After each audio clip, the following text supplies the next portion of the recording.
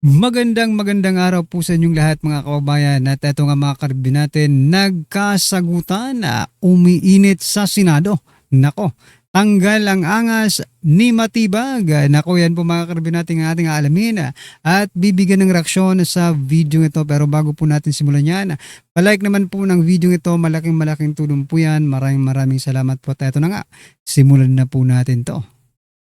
Meron po akong katanungan para sa persecution. Ito Sa akin pong mga Senator Padilla at Luistro nagkasagutan sa impeachment court. Pasok. kaibigan, prosecution. Napakahalaga po sa bawat pagdinig ay yung nagsasabi ng katotohanan. Tama po ba?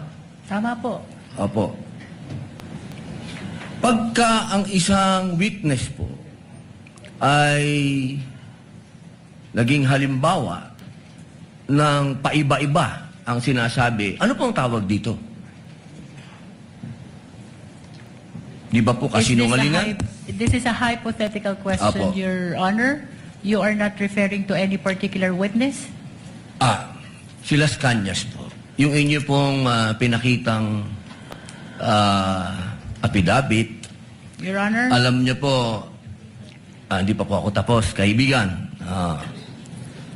Alam niyo po, napakalungkot po para sa amin na marinig na merong kayong ibinigay na affidavit na nabahiran dito po sa loob ng Senado.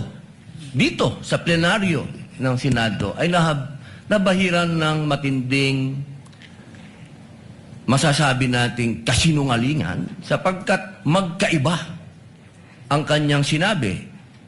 October 3, 2016, sinabi niya walang kinalaman ang Pangulong Rodrigo Roa Duterte. February 20, Yari kayo. March 6, na iba na ang istorya. Ang tanong ko po, ano ang tawag sa taong paiba-iba ang sinasabi? Di ba po sinungaling? May I answer, Your Honor? Opo. Kagaya po ng aking binigyang linaw kanina at paulit-ulit na rin pong sinabi ng ating presiding officer. Pakisagot na lang po kasi yun lang po ang tanong. Tama po ba o mali na tawaging sinungaling ang taong iba-iba ang sinasabi? Kayo I'm sorry, Your Honor, but I need to qualify my answer. Mr. Presiding Officer, isang simpleng tanong lang po. The lead prosecutor may agree or disagree or state a different characterization. I can state a different characterization if I'm asked by the good Senator Judge. You may disagree or agree with the statement Honor, of the Honorable Senator Judge Padilla. Feel free to say no or yes, Counsel. kagalang-galang ng mga senator judges at sa atin pong mga nanonood na kababayan. Dahil binanggit po ng kagalang-galang na Senador Robin Padilla ang pangalan at ang affidavit ni Arturo Las Cañas, nais ko pong linawin ang kanina ko pong manifestasyon. Ito po ay ipresenta sa impeachment court bilang bahagi ng testimonya ng witness. Hindi pa din po sinasagot ang... Lead prosecutor, the response, it's not responsive to the question of Senator Judge Padilla. Allow me to, if the good Senator Judge will allow the presiding officer, pwede ba nating sabihin, lead prosecutor, na ang testigong pabago. Tinutulungan naman di ba? Huwag mong tulungan, Cheese. Napaghahalataan ka dyan di ba? Huwag mo nang tulungan yan. Hayaan mo siyang magsalita. Ano ka ba? Abogado ka ba ni Luistro? Nagtatanong lang, mga kababayan. Bago ang kanyang testimonya sa magkakaibang petsa o araw o panahon, ay isang testigong hindi maaasahan. Without particular reference to Arturo Las Sa Cañas, pangkalahatan, I agree with you, Honorable Presiding Officer. Posibleng nagsisinungaling siya sa isa, nagsasabi ng totoo sa isa, o nagsisinungaling sa isa, nagsasabi ng totoo sa isa, hindi na natin malalaman yun. Tama po ba yan? Without particular reference to Arturo Las Cañas, I agree with you, Honorable Presiding Officer. Thank you. Maraming salamat po, aming ginoong You may proceed, tagapamahala. Senator Judge Padilla. Opo. Kasi po, katulad po ng sinabi ng aming Senator Judge 10,000 hours Pampilo Lacson, napakaliwanag po ng sinabi niya.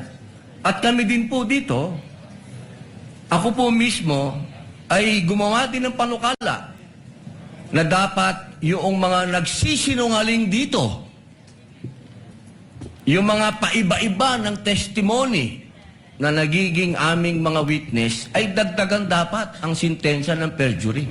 Kailangan amendahan ang batas na yan.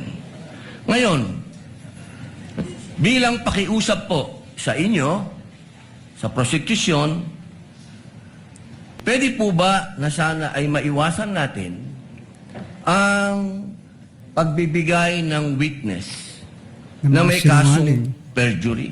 Hindi na po ito si Las Cañas.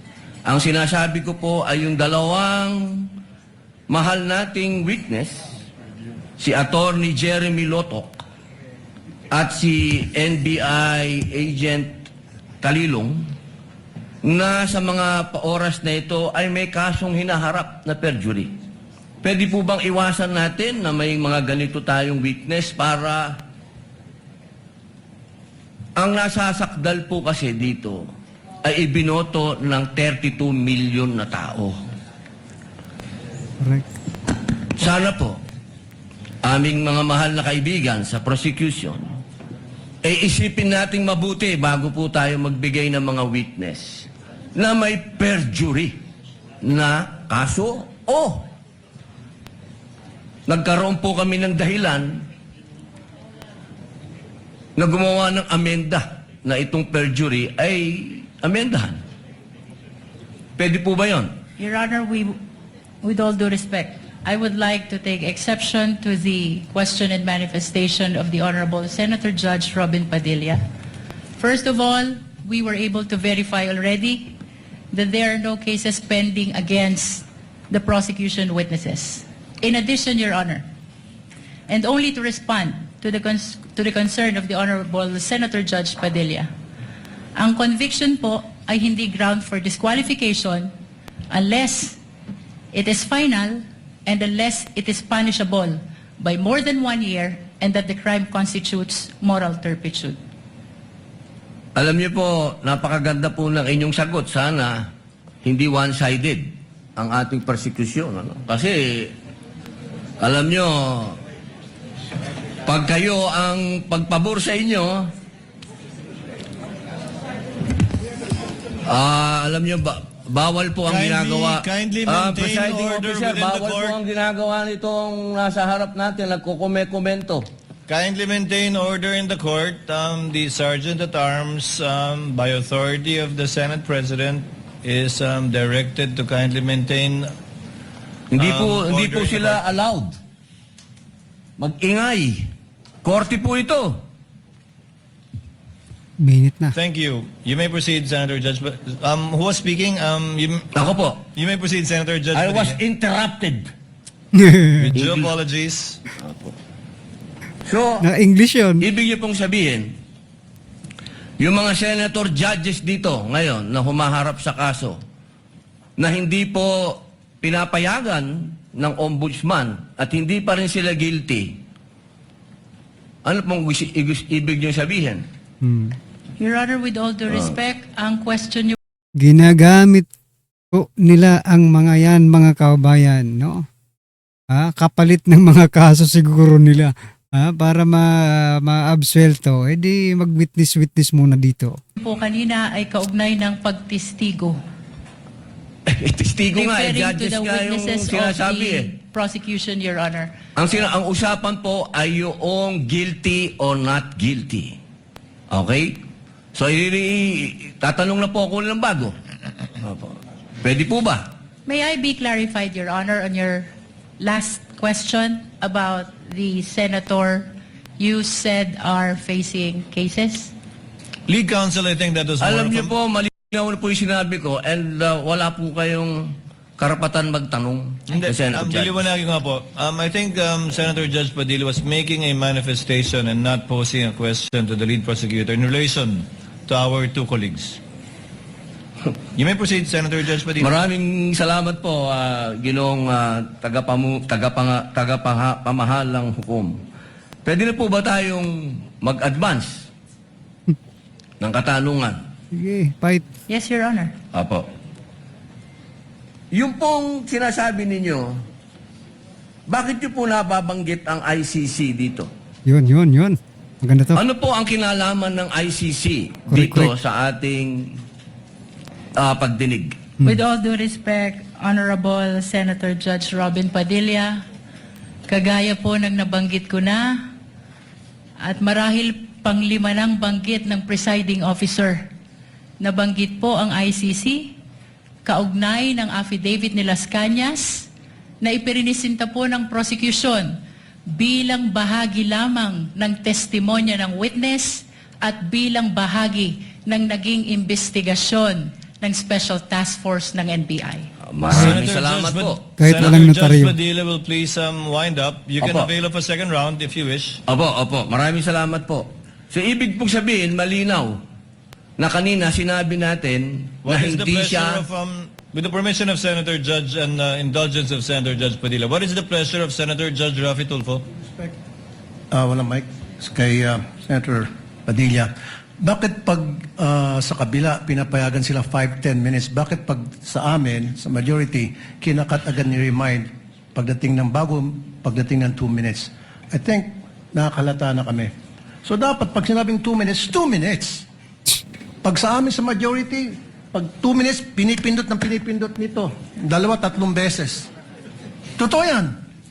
So what? Pero pag sa minority, umaabot na ng 5 minutes, 10 minutes. At meron akong record yan. Pinapayagan. Why? Thank you. The comments of Senator Judge Rafi Tulfo is recognized. However, the chair would like to point out that in the impeachment court, there is no majority nor minority. We are all senator judges. And Senator Lacson earlier requested also an additional time to finish his point, which the chair allowed. That's why the chair reminded Senator Judge Padilla to wind up because Hindi. his time already lapsed. Kaya nga, Mr. Presiding Officer, I'm sorry, I do have a lot of respect in you.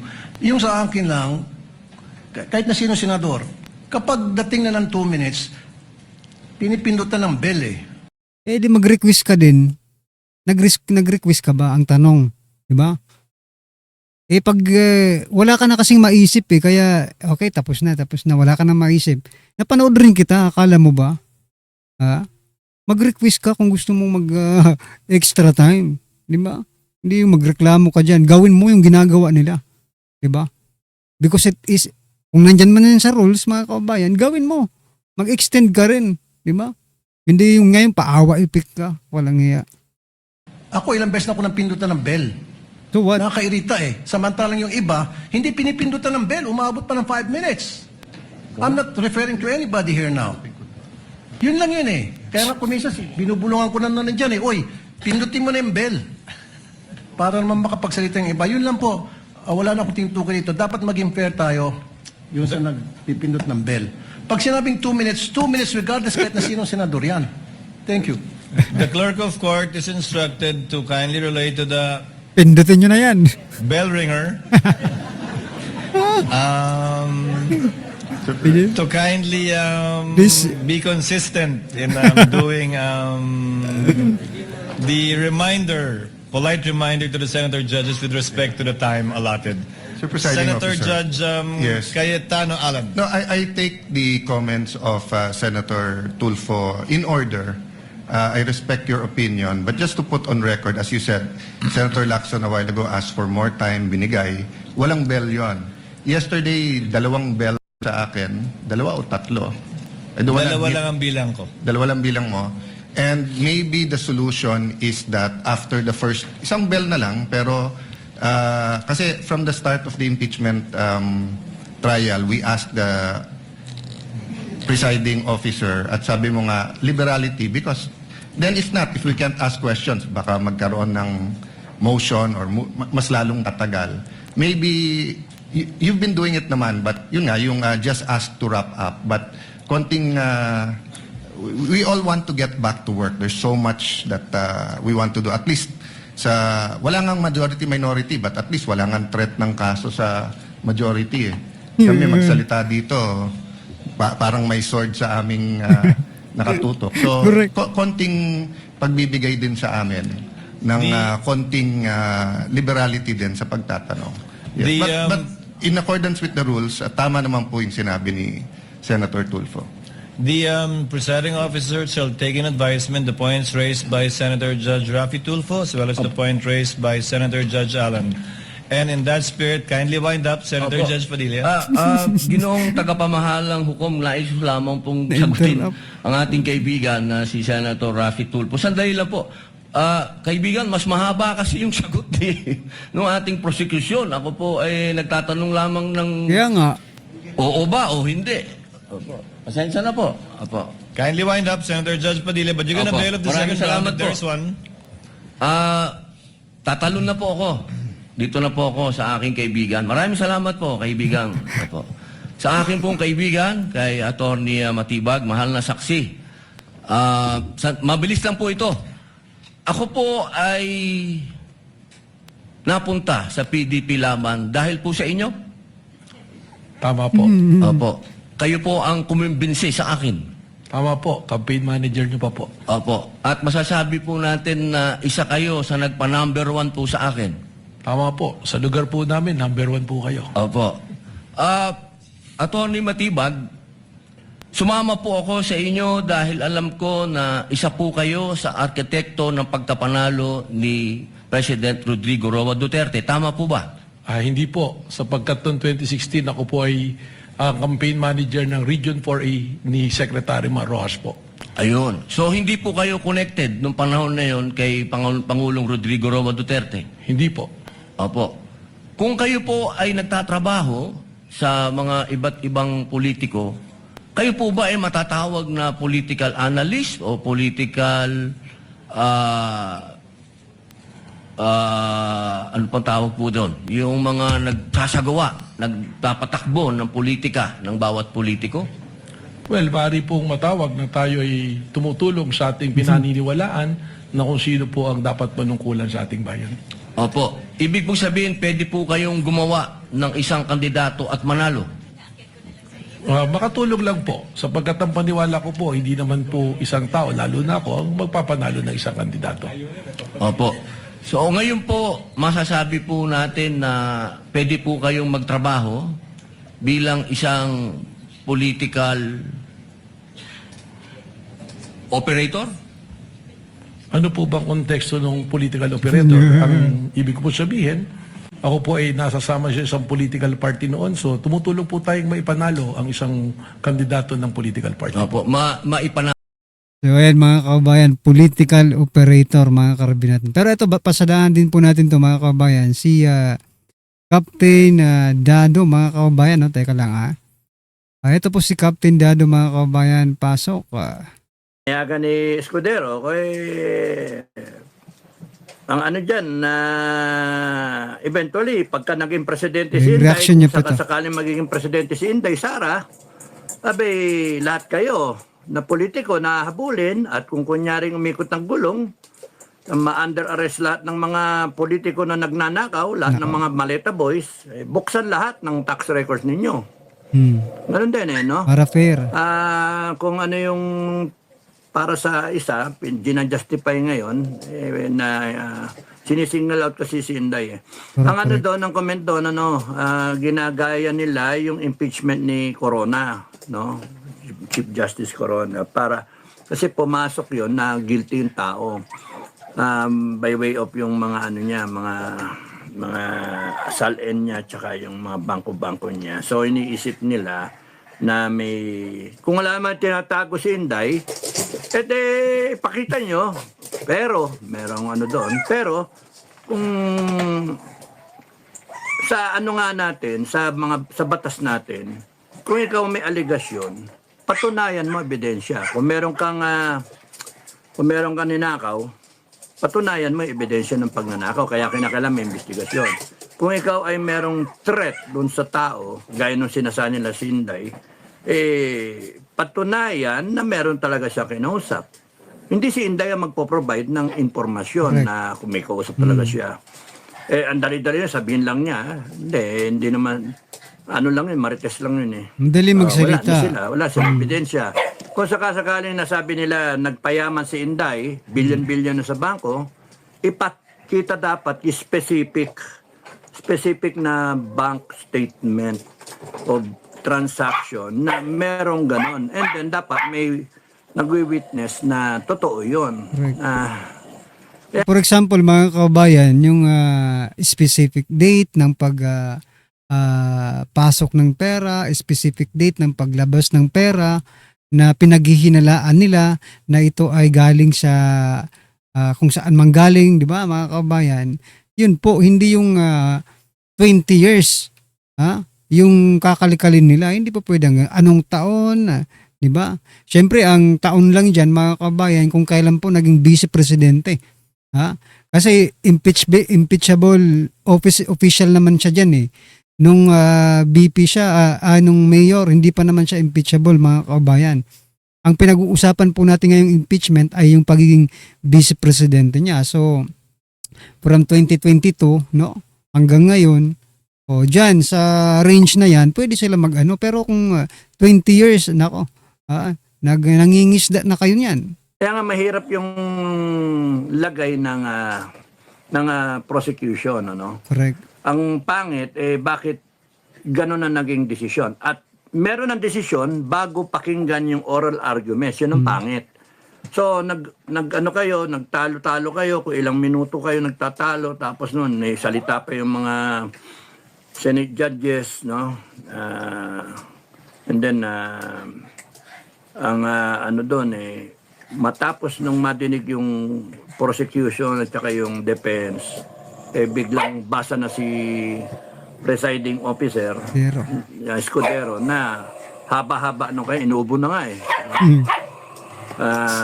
Inuubo na siya kasi sa haba ba, natuyo na yung lalamunan. Kung bakit, meron na palang nakahanda na desisyon. Anyway, prerogative niya same presiding officer. Kaya nga lang objection, hindi maganda yun eh. Dapat hindi tinanggap talaga yon yung yung mga records na yon. 2022 hanggang 2026 pwede pa. Stoy, quiet. Quiet. Pangit pa, hindi tama. So, isa yun, yung kahapon. Yung ngayon, I just want to be short kasi napanood nyo naman, tsaka may mga commentaries naman, may mga ibang mga vloggers naman na magkukwento eh. So, hindi magagawan sa oras ninyo. Ang dyan yung sa ngayon, bakit pinayagan tanggapin yung testimonya na sinasabi, testimonya si presiding judge. Hindi naman affidavit yun eh. Hindi pa naman affidavit, hindi pirmado ni Las Cañas. Walang notaryo eh. Hindi sworn in, hindi walang notary public. Correct. Kaya mali eh. Ayun. Pero ginamit daw yun sa ICC, mga kababayan. So ibig sabihin, mga karbi natin, kulang talaga sa legality yung mga ebidensya na pinapasa sa ICC. Kasi nga dapat kung legal po yan, dapat notaryado, di ba? Kaso nga lang hindi notaryado, mga kababayan. So talagang pilit na pilit po yung kanilang papadala kay former President Duterte sa ICC based on what Las Cañas statement, mga kababayan, which is not notarized, no? At ginagamit pa ngayon dito sa impeachment, ngayon nagkabukingan na, hindi pala notaryado. Sesermonan pa siya ni Pia Cayetano, hindi lang makita yung kanyang notes sa susunod bukas yun. So ang pinaka-salient na doon, hindi wala namang kinalaman si NBI Director Matibag doon sa Duterte pa rin. sinasabi ni Inday, sana kung nandun siya sa online, nadinig niya personal, may personal knowledge siya. Hindi, hearsay lahat na eh. Sinabi ng mga tao, nung pumasok na siya sa NBI, may ongoing investigation, ganun-ganun. Panay hearsay na. Ang dapat talaga, pinapresent nila sila Maui, yung mga media, yung mga prominent people na nandoon doon sa meeting na sinabihan ni Inday. At saka ang pangit doon, sinisingle out, inaano nila pinopokus nila doon sa burst of anger ni Inday Sa pag-threat. na papatayin si Marcos, si First Lady, tsaka si correct. Tambaloslos. Galit na galit, serious, gano'n, may kinontrata na, pero hindi kinukuha yung buong context ng pagkakasabi. Sinasabi ni Inday yung problema ng taong bayan ng Pilipinas. She was just telling the Filipino people na ako rin nararamdaman nyo. Yon. And kaya mataas ang rating ng tao. Kaya 50 plus yung rating niya. Hindi kagaya ni Bongbong, negative territory. Correct. Kahit yan maganda ang zona sa kahit anong gawing bola niya sa Ay, zona niya sa Yan nga ang problema mga kabayan. No? Ano kayang isusuna ni Presidente Bongbong Marcos Jr.? Ano kayang mga panloloko na naman ang gagawin nito sa atin? Ha? Makinig lang po tayo, analisahin po natin yung kanyang zona. Kung ito ba ay totoo, kung ito ba ay kasinungalingan. Ha? Kasi baka mamaya mga kabayan, binobola at binubudol na naman tayo at maniniwala na naman tayo sa kanya. Aba, hindi na po pwede ang ganyan mga kabayan. Patapos na po ang kanyang termino at kung ganito at ganito pa rin ang mangyayari, yari na ang taong bayan. Hindi. Wala yan. Hindi na mahirap recover yung negative 27. Mahirap recover yun. Kasi performance yan yung mahalaga. Truthfulness, honesty, humility. Wala lahat nun. Wala lahat nun. Anong pinalit? Ang binigay sa atin. Siya yung betrayal of public trust. Sa totoo lang. Ang pinapakita si Inday ang betrayal of public trust. Kalokohan nga Kaya nga, hindi tama yung nakikita niya sa impeachment na yan. So, akin, ang sa tingin ko, yung disimpeachment will finally result to an Inday Sara with a higher rating. This will make Inday Sara more popular, no? This will make Inday Sara more popular. Bakit? And Pilipino, dun sa katotohanan Ano ba yung katotohanan? Pinatakpan nila yung katotohanan. Una, binabanatan nila si Inday Sara, si BP, binibira. Pero wala namang ebidensya. Walang ebidensya. Na yung killer na pinipilit nila, and mind you, maglalabas sila dyan ng witness na killer. Kasi syempre, magiging one-on-one. Sasabihin ng killer na witness nila, which is, yun yung style ng Dilawan, Pinklawan Dilawan, style nila. Na nakausap itong tao na ito, magsasalita yan. Kinausap ko ni Inday Sara, ganyan. Parang yung sinasabi niya, may sila si Las Cañas, etc. So, nag-aano sila. Tapos sinasabi, ongoing investigation na nagli-lead pa yung ibang Senate judges na pagka in 3 to 6 months time na magkaroon ng bagong developments dyan sa kinakausap ni Inday Sara na kinontract na tao, maimpormahan ba yung mabibigay? O daw, di ba? So, ang sa akin, ang nakikita ko doon, eventually maglalabas sila ng witness na make-believe. Parang yung magpoproduce sila talaga ng magsasalita na siya yung kinontrata. Siyempre, bayad yun. Siyempre. And then, siyempre, sasabihin na sa defense, hindi. They ko cross-examine sila. So, establish. So, it's either na kung paano nasa defense na yung paano gagawin, no? Pero we have to expect that because the admin has a tendency na mag-produce ng mga peking witness, na kita niyo naman sa mga nakaraan So yun. So yan mga kabayan, ano po ang inyong opinion, reaksyon patungkol po dito mga karibin natin sa video ito? Just comment down below mga kabayan at syempre huwag pong kalimutang i-like ang video ito mga karibin natin. Maraming salamat po.